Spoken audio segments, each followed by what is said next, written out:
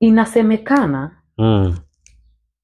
mafanikio au maendeleo ya watumishi wengi, wawe wa serikali, wa binafsi, yani ili mradi ni mtumishi, mafanikio yake makubwa ni nyumba na usafiri.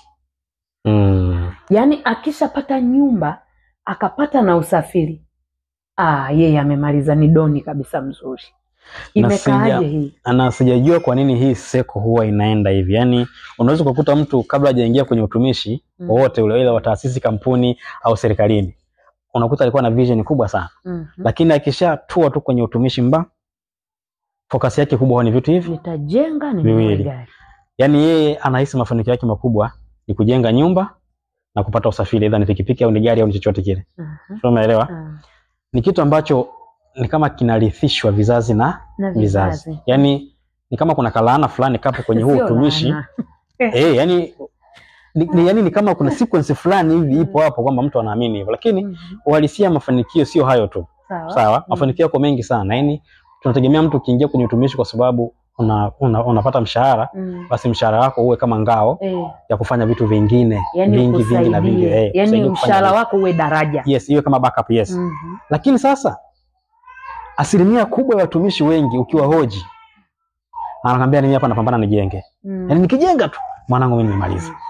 Kwa nini? Ni kwa sababu tayari ameshaingia kwenye system ambayo inaamini kwamba ukiwa mtumishi, kitu cha kwanza uwe na nyumba, kitu cha pili uwe na usafiri. Sawa. Ndio mafanikio hao wanaamini kwamba mtumishi mafanikio yake ndio hayo tu. Ukiwa na nyumba, ukiwa na usafiri, basi umemaliza. Hawazi kuhusu biashara, hawazi kuhusu kuwekeza, hawazi kuhusu kununua hisa, hawazi kuhusu, yani hivi vingine vyote yeye hawazi. Yeye anachowaza ni kwamba ili ni sustain kwenye maisha niwe na kwangu. Sio, umenielewa? Ndio ile unakuta mtumishi anakaa Kibaha. Halafu anafanya kazi Ilala. Sio, umeelewa? Sawa. Anachoamini ni kwamba Kibaha ni kwake. Nyumbani kwake si hajapanga, ni kweli. Sio, umeelewa? Ni kwake, hajapanga. Lakini anafanya kazi Ilala na kila siku anatumia nauli. Akifika kazini lazima ale. Kwa hiyo pesa anayo consume kwa siku unakuta ni nyingi, ila kwa sababu anaamini yupo kwake, anaamini amemaliza. Ni fikra fulani finyu sana ambazo watumishi wengi wanazo.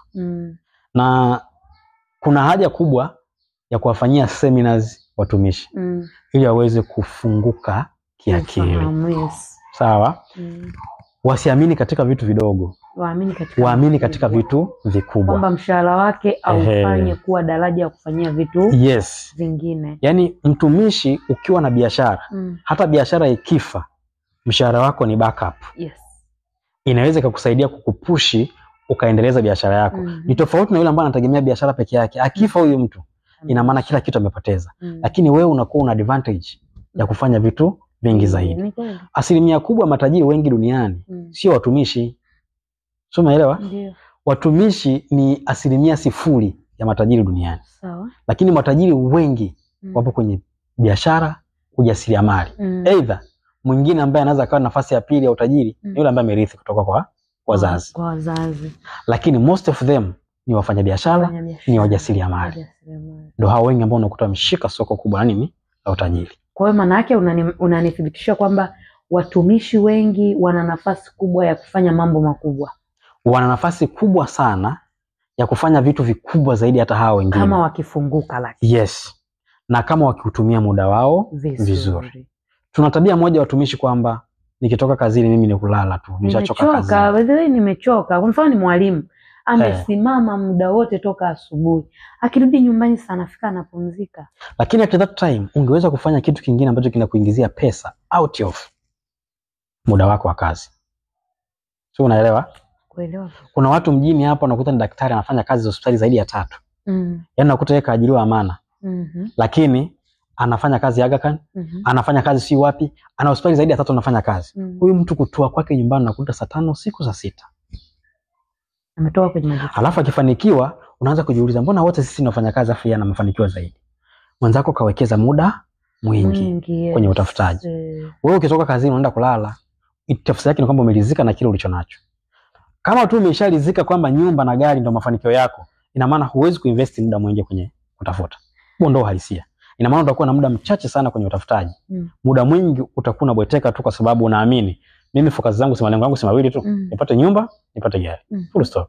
Nyumba yenyewe umejenga vyumba viwili na sebule, umeridhika. So umeelewa?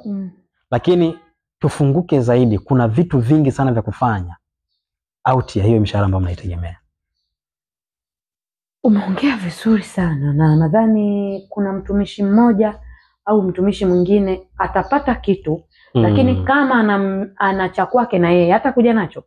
Unajua kwenye vitu kama hivi kila mtu ana ufahamu wake.